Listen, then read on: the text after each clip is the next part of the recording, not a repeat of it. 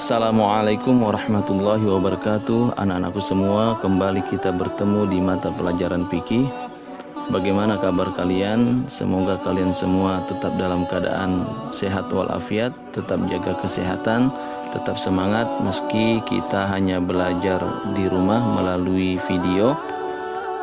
Sebelum kita memulai pelajaran, mari bersama-sama kita berniat dan berdoa. Semoga ilmu yang kita dapatkan pada hari ini menjadi ilmu yang manfaat dan ilmu yang berkah. Nawaitu ta'alluma li'ila'i kalimatillah, Rabbi zidni ilma warzuqni fahma waj'alni minas solihin.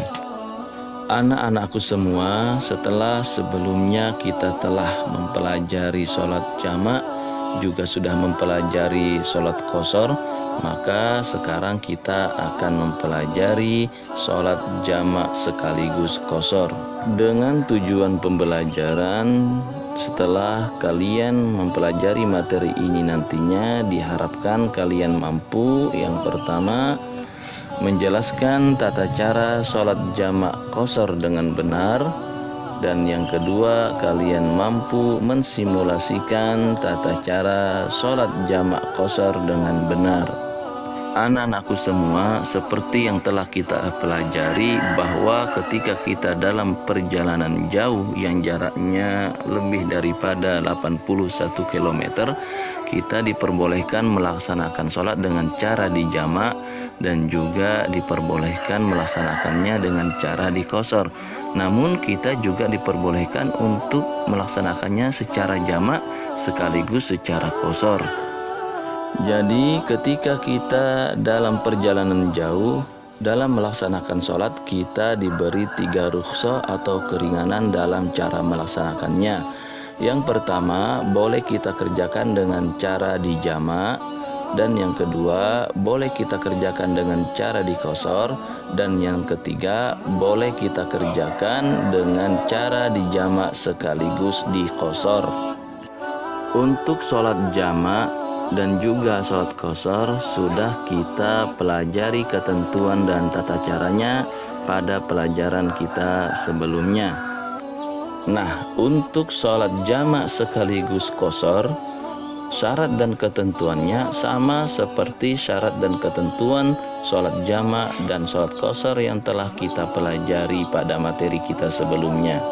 Hal ini tak terlepas karena sholat jamak sekaligus qashar ini merupakan penggabungan dari 2 cara pelaksanaan sholat tersebut. Jadi sholat jamak sekaligus qashar atau yang kita sebut sholat jamak qashar adalah mengumpulkan 2 sholat fardu dikerjakan dalam satu waktu dan jumlah rakaatnya diringkas atau dipendekkan. Sholat jamak qashar boleh dikerjakan dengan cara jamak takdim dan boleh juga dengan jamak takhir. Adapun prakteknya adalah sebagai berikut. Untuk cara sholat jamak takdim qashar zuhur dan asar, ketika telah masuk waktu zuhur, maka kita kerjakan sholat zuhur 2 rakaat dengan lafal niat usolli fardhu zuhri rak'ataini qashran majmu'an bil asri jam'a taqdimin lillahi ta'ala. Setelah kita selesai melaksanakan sholat zuhur 2 rakaat dan kita salam, kita langsung berdiri untuk melaksanakan sholat asar 2 rakaat dengan lafal niat usolli fardhal asri rak'ataini qashran lillahi ta'ala. Perlu kalian perhatikan bahwa dalam sholat asar ini tidak perlu ada niat jamak, karena niat jamak hanya diwajibkan dalam sholat zuhur dan itu sudah kita lakukan tadi. Selanjutnya, cara sholat jamak takdim qashar maghrib dan isya. Ketika telah masuk waktu maghrib, kerjakan sholat maghrib 3 rakaat. Dilakukan 3 rakaat karena sholat maghrib tidak bisa diqashar, artinya tetap dilaksanakan 3 rakaat dengan lafal niat usolli fardhal maghribi 3 rakaatim majmu'an bil isya'i jam'a taqdimin lillahi ta'ala. Setelah selesai sholat maghrib 3 rakaat dan kita sudah salam, maka kita kembali berdiri untuk melaksanakan sholat isya 2 rakaat dengan lafal niat usolli fardhal isya'i raka'ataini qasran lillahi ta'ala. Dan kembali perlu kita ingat bahwa dalam sholat isya ini tidak perlu kita niat jamak, karena niat jamak hanya diwajibkan saat dalam sholat maghrib, dan itu pun sudah kita lakukan. Selanjutnya adalah tata cara melaksanakan sholat jamak qashar dengan cara jamak takhir.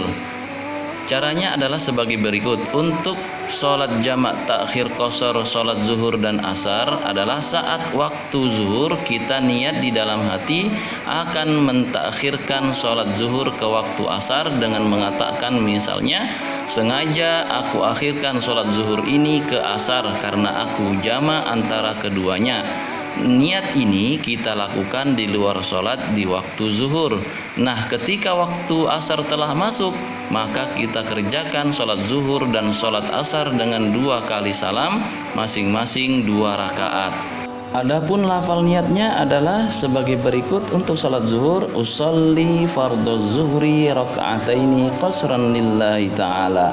Setelah selesai sholat zuhur 2 rakaat, langsung kita berdiri untuk sholat asar dengan lafal niat usolli fardhal asri raka'ataini qasran lillahi ta'ala. Seperti yang kalian lihat bahwa dalam sholat jamak takhir ini tidak perlu berniat jamak, karena niat jamak sudah kita lakukan tadi di luar sholat saat waktu sholat yang pertama, yaitu di waktu zuhur. Nah, juga di dalam sholat jamak takhir ini tidak disyaratkan harus dilaksanakan secara berurutan antara sholat zuhur dan sholat asar.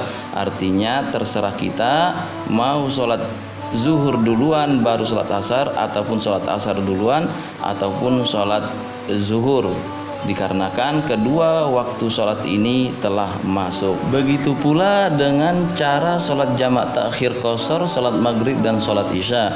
Saat waktu maghrib kita niat di dalam hati akan mentakhirkan sholat maghrib kita ke waktu isya nantinya dengan mengatakan misalnya, sengaja aku akhirkan sholat maghrib ini ke isya karena aku jamak antara keduanya.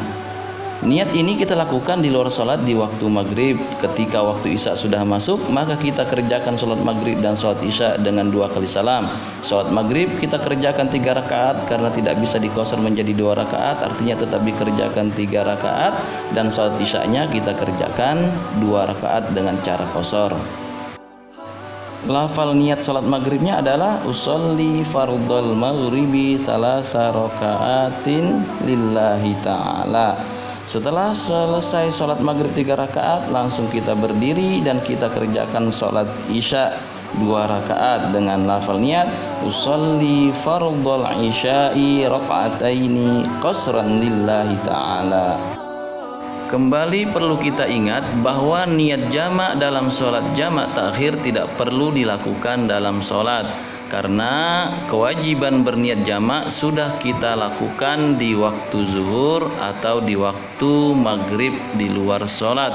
Jadi saat sholatnya kita hanya berniat melaksanakan sholat dengan cara qashar. Demikian materi kita pada kesempatan kali ini. Terima kasih banyak kalian telah mengikuti materi pembelajaran ini. Dan untuk materi pelajaran kita selanjutnya adalah tentang sholat orang dalam keadaan sakit. Tetap jaga kesehatan, tetap semangat belajar. Akhirul kalam, assalamualaikum warahmatullahi wabarakatuh.